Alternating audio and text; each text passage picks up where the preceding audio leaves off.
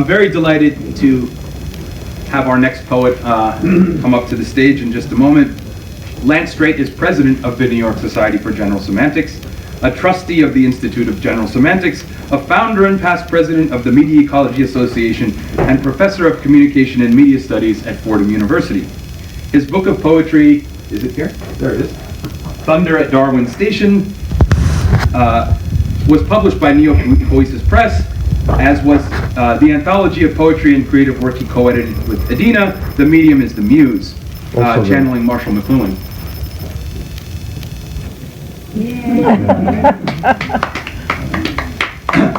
Which Bill Bissett is in. Of course. Of course. He's in everything we're doing here tonight. Full of love. Let's see. Lance is co-editor of several scholarly anthologies, including Korzybski and, is that what you have tonight? Just the poetry tonight. Okay, good. Although that's poetry as well. And taking up McLuhan's cause, Perspectives on Media and Formal Causality.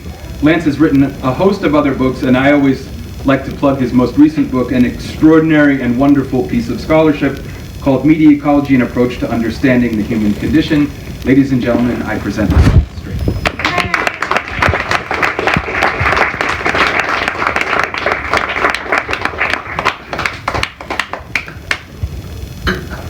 Thanks, Mike. You're welcome.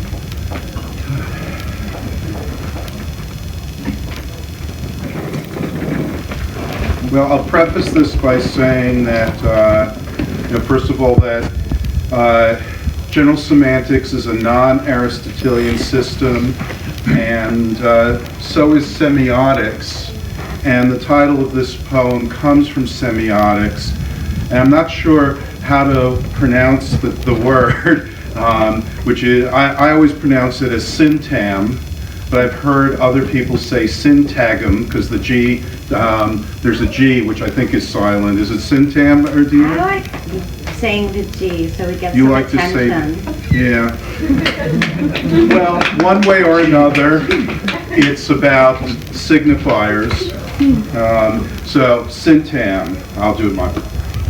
A detail of the moment, a seemingly trivial object connected to a natural or architectural setting, intensifying vision, hearing, smell, taste, or touch, leading to a fading but still vivid recollection, a memory of a man, woman, or child, someone of some significance, once present, now absent, returning in the form of thought, conversation, observation, motivating a metaphor, putting in motion new meanings, framing the elements so that the parts hang together in a novel arrangement, introducing a theory or hypothesis about the nature of our collective existence, reality, biology, spirituality, leading to an emotion deeply felt,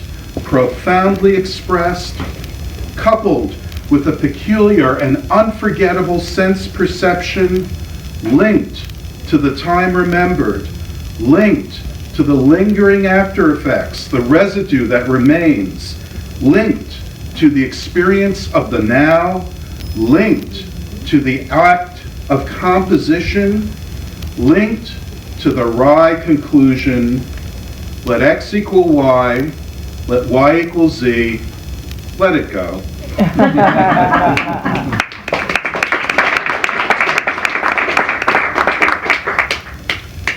Okay, general semantics is very much interested in language. So we say it in the New York way, language, it rhymes with sandwich. And the origin of language is shrouded in mystery. It once was a topic that was forbidden to speculate on, but now the truth can be told. When woman made words, woman made words and taught them to man, and man said, "What a funny game you play with your mouth. What a funny little game." And woman said, "Now we need to talk. Now you need to listen. And now you need to do as you are told. And man said, this funny little game is not for me. Take back your words that you made. I do not want them anymore. I just want to do things and look at things and eat things and grunt and growl. And woman said, too late, man, too late.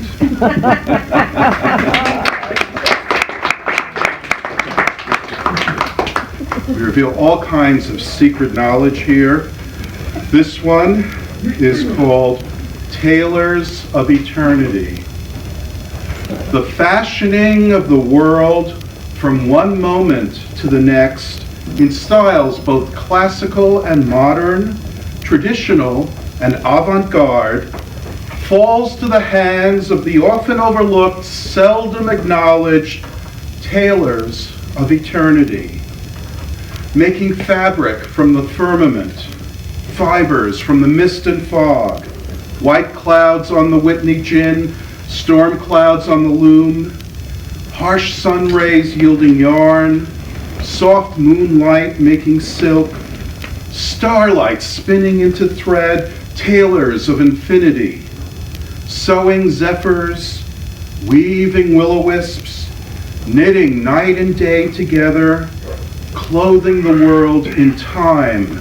They come and they go, following divine patterns and collecting rags, scraps of cloth for dressing up souls in suits of ash, dust, and clay, and for patching holes in the human heart.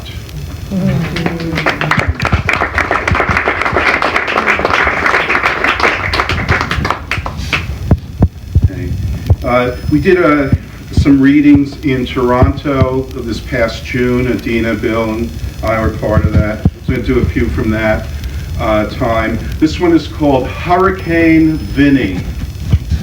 It was a dark and starry night, strange weather threatening, and no one to lend an ear to the song of the satellites singing their storm warning, a tropical depression, gale winds gathering, suicide to stick it out, too late to evacuate.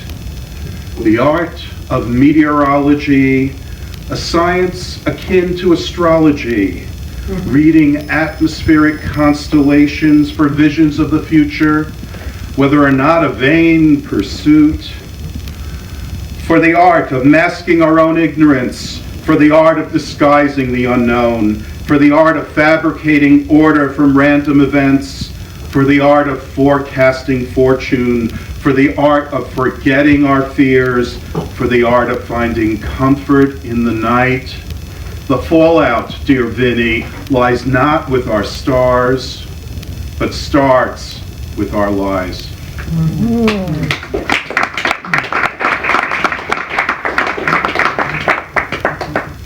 Is Sal here? Sal? No. Sal wanted me to do this, and now he's not here. That's fine. This one's about a technology. It's called elevator. Elevator go up, elevator go down. Never go sideways, never turn round and round. Elevator go up, elevator go down. When elevator's broken, everybody frown. Some like the air and some like the ground. No one like the water or the fire all around. Some like it high, some like it low. Either way you look at it, there's nowhere else to go. Up to the roof, down to the basement. It's magical, it's mystical, it's absolute amazement. Elevator stop on each and every floor. People all wait patiently, open, close the door. Elevator is a lift, elevator's not a lorry. Every stop is like a gift. Every floor has its own story. Elevator stop for one, elevator stop for all. If elevator don't show up, look out or you'll fall. Elevator go up, elevator go down. Famous elevator, the talk of the town. Up to heaven, down to hell. When elevator come for you, you see the light and hear the bell. Some take the stairs, some use the escalator, but everybody wait their turn to ride the elevator. Skyscraper, generator, elevator, see you later.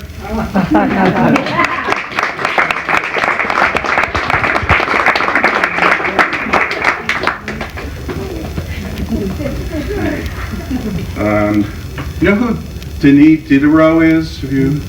Robin, you know, right? Yes. Diderot. Who? Qu'est-ce qu'il fait?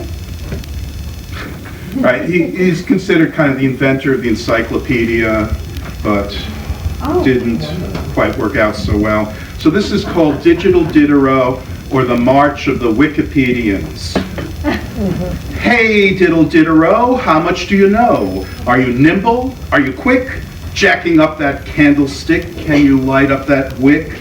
Dis-moi, Monsieur Diderot, Diderot, Diderot, did you do the math? If so, then what did you? Figaro, Figaro, Figaro, burning the midnight oil, flickering illumination, wavering dedication. Bissett, Diderot, to what order do you belong? Was it all a Cartesian dream or a coordinated nightmare? Well, let's all go down to the Wiki Mart to get us some of that quickie smart, and then enter the enchanted Wiki room where all the birds sing words and the flowers croon. Hickory Diderot Dock, the mouse clicked on the clock, while the cat played the fiddle and Alexandria's ragtime bandits set fire to shelves and stacks. Knowledge cooked but not consumed, no matter, it's all immaterial. And the Cyclops turned into a sysops, and a multi-volume set became the internet, and they put the pedia to the media. Wicked, wicked, wicked. Diderot, row, row your boat gently down bitstream. Adieu, Monsieur Diderot, adieu, mon ami. The gods have left the machine.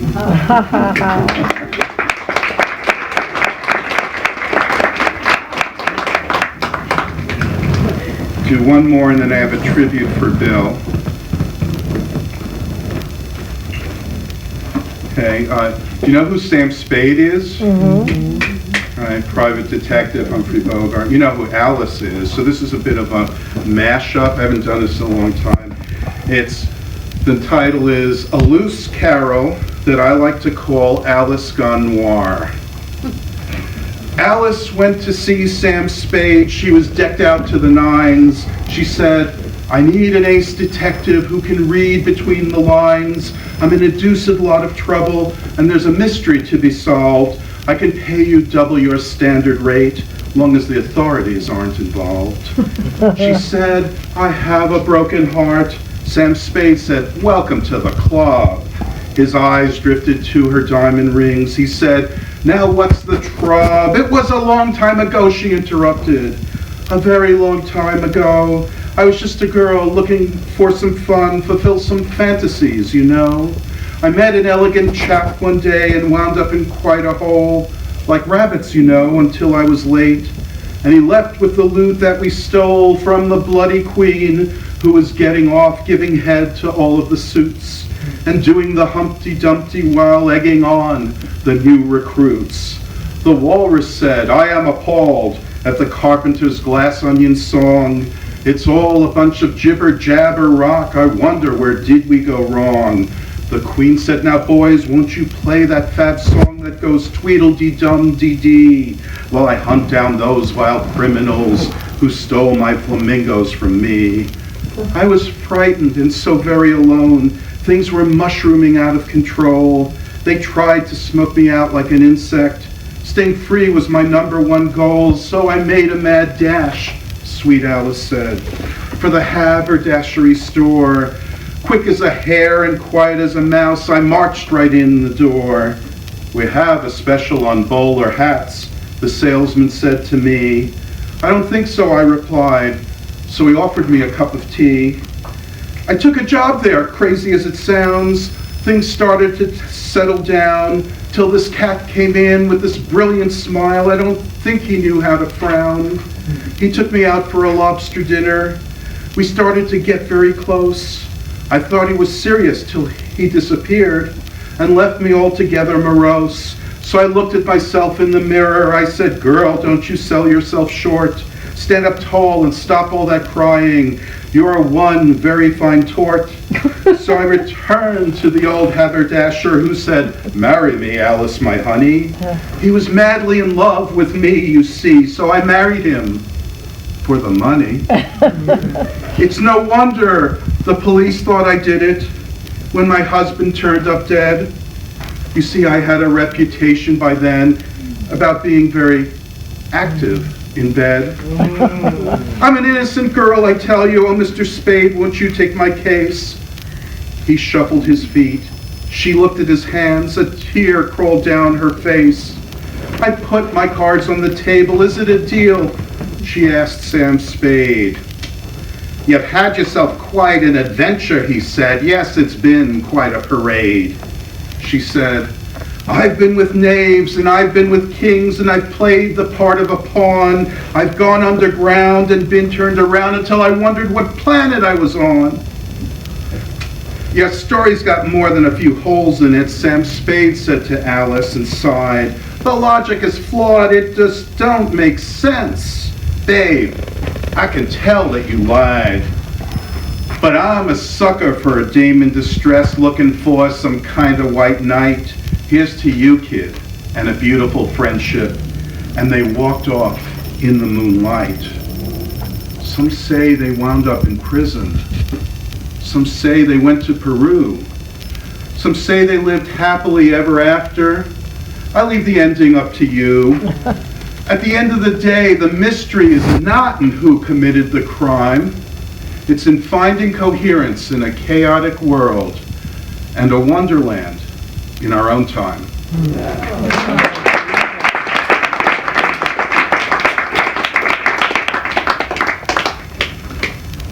And I just want to end, since we're doing tributes to Bill. Adina asked me to write one up. Was that for that? Well, so this is my tribute to Bill.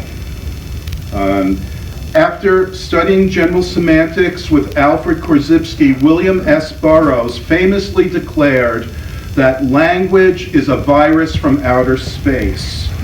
The remedy for a virus is a vaccine, and we are fortunate indeed that Bill Bissett has provided us with the means to counter what Bill Burroughs diagnosed. The poetry of Bissett serves as a powerful inoculation against language's numbing and dumbing effects, activating and invigorating the immune system of the bicameral mind. Much like a form of meditative practice or mystical incantation, Bill Bissett's mutating morphemes and phenomenal phonemes open wide the doors of perception and the gates of cognition needed to battle the quotidian fever. His medium is his message, the creation through performance and printed page of anti-environmental antibodies that attack the expected and expectorated reality that's routinely coughed up by everyday patterns of speech and writing in favor of new forms of consciousness and awareness and experience and meaning, taken orally or intravisually as drops administered to ear or eye. Bissett's poetry can cure the common coldness of contemporary composition, the rapid spread of infectious formulas and cliches, and the epidemic of mundane and monotonous modes of expression. If Burroughs were alive today, he would most certainly advise us that a dose of Bill Bissett is the best way to self-medicate against the symptoms and disease of any sublingual alien ailments that are waging war upon our world and our verbal well-being.